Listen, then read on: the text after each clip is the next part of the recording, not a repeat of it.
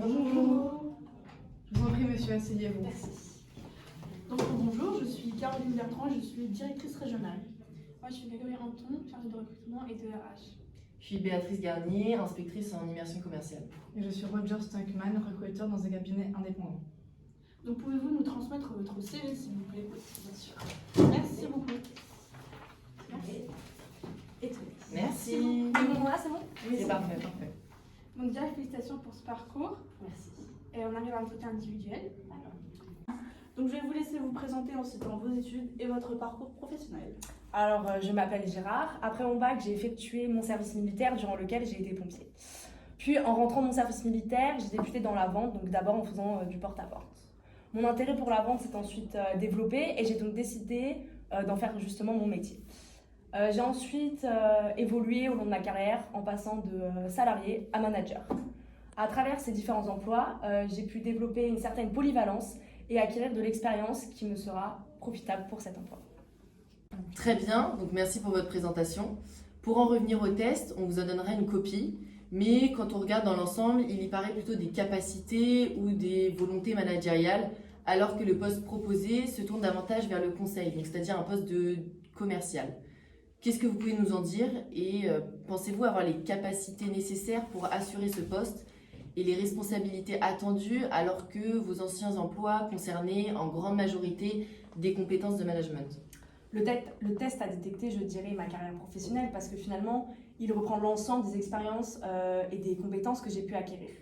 Il est vrai que je viens d'un monde relativement élargi en matière de profil de société et que j'ai exercé des responsabilités d'encadrement et que je m'y suis bien plu, effectivement.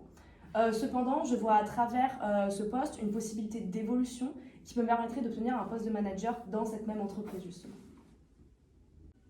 Mais si dans 3 ans, vous n'avez pas ce poste de manager, est-ce que vous serez resté motivé jusqu'au bout dans votre fonction commerciale et comment est-ce que vous pouvez nous l'assurer?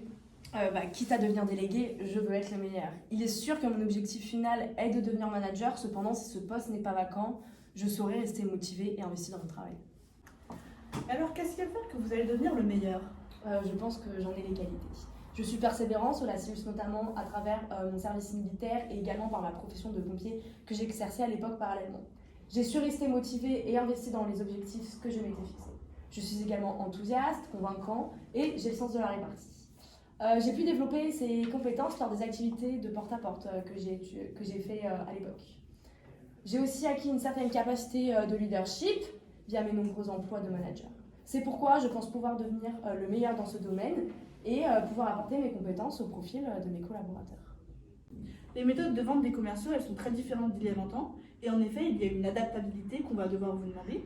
Est-ce que vous pensez en être capable?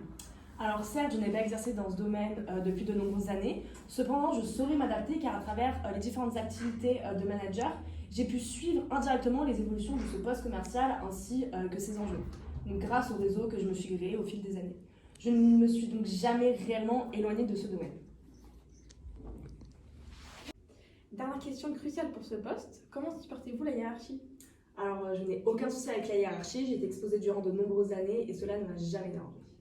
Très bien, l'entretien est terminé. Nous vous remercions de votre intérêt pour notre entreprise et nous vous tiendrons informés de notre décision dans les plus brefs délais. Merci à vous et Merci à pour vous. votre temps. Merci à vous. Merci.